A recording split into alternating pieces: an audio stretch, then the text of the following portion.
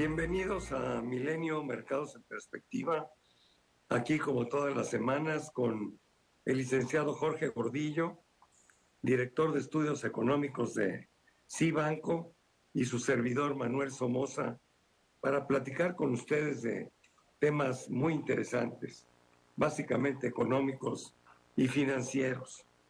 Y a mí me gustaría, en esta primera exposición que haremos, decir que el inicio del año ha sido verdaderamente bueno para los mercados financieros a nivel mundial. Por ejemplo, las bolsas en lo que va del año han tenido un desarrollo francamente interesante. En Japón no ha pasado nada sobresaliente, pero la bolsa china ya trae un incremento del 3.43 en lo que va del año. El índice Eurostock 600, que marca la actividad bursátil en Europa, trae un incremento del 6,60. El Dow Jones trae un incremento del 3.21, el Standard & Poor's de 3,60, el índice de Nasdaq 5.13. La Bolsa Mexicana de Valores ha crecido en lo que va del año, en estos primeros 2 semanas, el 10.38%. Pero además de esto, también se ha sentido una enorme actividad en la parte de tipos de cambio. El euro se ha revaluado con respecto al dólar 1.12%, ya está en 1.08, y hace relativamente poco, 6 meses o menos, estaba 1-1 con respecto al dólar. Y el peso mexicano, nada más en lo que va del año, ha adelantado el 3.5%. O sea que fue un inicio del año extraordinariamente bueno. ¿Por qué se da esto? Bueno, yo creo que hay una serie de razones importantes que ya se venían dando desde finales de diciembre. Se empieza a notar que las decisiones de política monetaria pueden empezar a dar resultados. Lo vemos por algún debilitamiento de los índices de actividad económica generales, ¿no? Y esto, bueno, pues es una buena noticia para, para, para los propios mercados, porque de alguna manera diría que lo que está haciendo la Fed está teniendo resultados. Pero además había un dato muy importante que fue determinante para esto, y era conocer la inflación del mes de diciembre en Estados Unidos. Y marcó nuevamente una baja importante de la inflación nominal, que cayó del 7.1 al 6.5%, y una baja no tan importante de la inflación subyacente de 3 décimas, que bajó del 6 al 5.7%. Yo tengo la impresión, pero por eso le quiero pasar la palabra al licenciado Gordillo, de que el optimismo de los mercados está un poco exagerado, porque atrás de estos movimientos lo que estoy sintiendo es que los inversionistas piensan que en función de estos datos la Reserva Federal va a modificar ya su política monetaria, es decir, va a ser menos agresiva, quizá ya no suba las tasas de interés, etcétera, etcétera. Yo creo que la Fed no va a cambiar su discurso, y por eso yo creo que por lo menos ahora la Reserva Federal no va a detener su proceso de alza en las tasas de interés.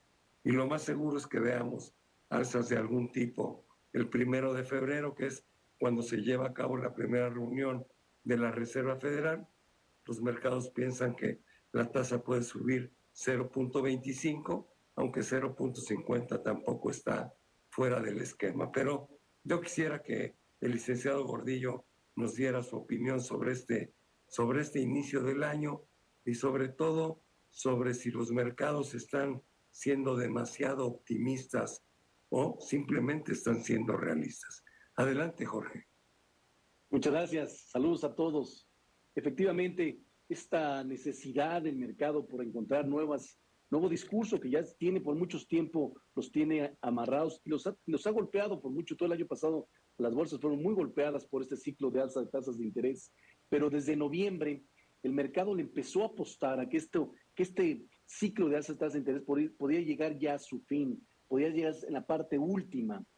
Lo que está pasando es que efectivamente ya vimos un techo en la inflación, efectivamente está bajando, las cosas se están mejorando, pero el mercado quiere adelantarse y darle una vuelta a la página a este fenómeno de preocupación de recesión, preocupación de altas tasas de interés, de inflación y decir que vienen otras épocas. Y eso todavía no pasa, todavía está la inflación anormalmente alta, todavía hay peligro o preocupación de recesión y efectivamente el mercado en su apuesta tiende a exagerar y puede provocar algunas decepciones para muchos. Entonces hay que tener mucho cuidado porque ya estos niveles que vemos el tipo de cambio abajo de los 19 pesos por dólar, estos niveles que vemos de aumento en las bolsas de valores al principio de año, ya se nos hacen, están en el lado especulativo, ya están demasiado optimistas. Entonces cualquier información que no le guste al mercado es muy probable que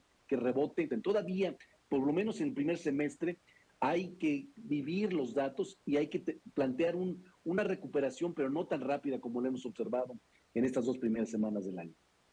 Yo estoy de acuerdo contigo. Yo creo que hay que irse con pies de plomo. Ya lo vivimos en el mes de diciembre y simplemente la Fed hizo caso omiso de esos datos y dijo que mientras el mercado laboral siguiera fuerte y la tasa de desempleo estuviera tan abajo, pues no iba a modificar su política. Pero yo creo que tienen un plan de acción, lo van a llevar a cabo.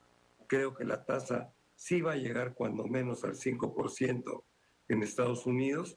Y bueno, pues eso, como bien dices tú, pues también va a poner a los mercados en una realidad un poco más, perdón por la redundancia, más realista, ¿no? Y lo mismo aplicaría también para México, ¿no? En México salen los datos de inflación no tan buenos como los que vimos en Estados Unidos. Estamos en niveles muy altos, tanto en la nominal como en la subyacente, y eso quiere decir que vamos a tener una enorme dificultad en echarla para abajo, ¿no? Yo no veo que Banco de México se vaya a ir por la libre y que ya no vaya a subir la tasa de interés con esta tasa de inflación que se reportó a diciembre. Pues creo que el Banco Central está obligado a seguir el ritmo que le marquen los mercados internacionales. En este caso, bueno, pues la Fed, que es el más influyente. ¿Cómo ves el caso de México, mi querido Jorge? No tal cual como lo dices, porque parecería como que el mercado ya empieza a leer comentarios del Banco Central o del Banxico sobre que ya va a disminuir su aumento de tasa de interés, que ya está llegando a los niveles más altos. Y esa lectura no es tan realista, porque como dices, la inflación está bajando también, pero hay muy buena cantidad de retos hacia adelante, porque tanto en Estados Unidos como en México estamos viendo una bajada por la parte de los precios que tuvieron que ver por problemas de post-COVID, problemas de cadenas de suministro, energéticos altos, agrícolas, pero todos los servicios y los productos que ya están en la inflación internos, esos les va a costar trabajo generar mejoras año con año. En algún momento la inflación ya no va a bajar tan rápido como quisiera y eso es lo que le preocupa a los bancos centrales, por eso tienen que ser contundentes en su discurso para que no generen demasiado optimismo y los empresarios vuelvan a aflojar en la búsqueda de tener más ganancias aumentando precios. Para terminar, Jorge, me encantaría platicar un poco del tipo de cambio. El público en general está sorprendido de la fortaleza del peso, y es cierto. Digo, en lo que va del año, el peso se ha revaluado 3.5% con respecto al dólar. Empezamos en 19.47 y estamos abajo en 18.80 más o menos, ¿no? Entonces, lo importante es primero decir que esto obedece más a una debilidad del dólar que una fortaleza del peso. Número uno. Número dos, que el factor que más empujó al tipo de cambio, al peso en este caso, o al euro en su caso, pues fue el hecho de que la inflación en Estados Unidos sí tuvo una baja bastante pronunciada, tal y cual se esperaba. Sin embargo, esto es muy coyuntural y no se puede tomar como algo permanente, porque la fortaleza del peso, como yo la veo, estaría de acuerdo con ella siempre y cuando la Reserva Federal ya no fuera a subir las tasas. Pero yo creo que no va a suceder. La Reserva Federal va a seguir subiendo las tasas, por un lado. Y por otro lado, un tipo de cambio tan fuerte nos puede generar presiones de otro tipo en la economía, va a detener el ritmo de crecimiento, va a encarecer las exportaciones, va a encarecer en la parte de turismo. En fin, no es una panacea el tener un peso tan fuerte. Yo creo que nos convendría tener un peso más realista y que pudiéramos crecer a un ritmo más rápido. Con este tipo de cambio, la economía mexicana está sacrificando el crecimiento que ya de por sí se ve muy complicado para el 2023. No sé qué pienses. Ya para terminar tú, por favor.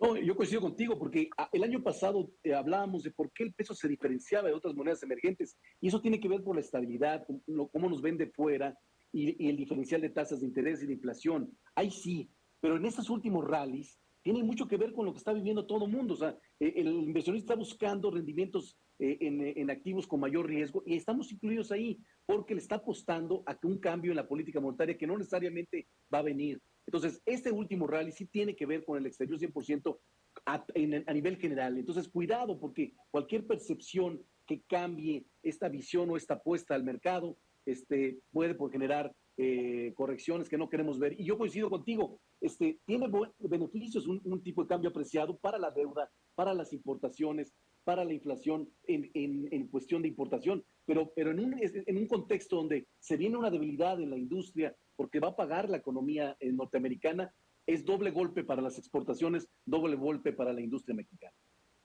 Pues así es, se nos acabó el tiempo. Muchísimas gracias, Jorge, pero sobre todo gracias a todos por estar con nosotros aquí semana a semana. Que tengan todos un magnífico 2023 y aquí estaremos próximamente con todos ustedes. Muchas gracias.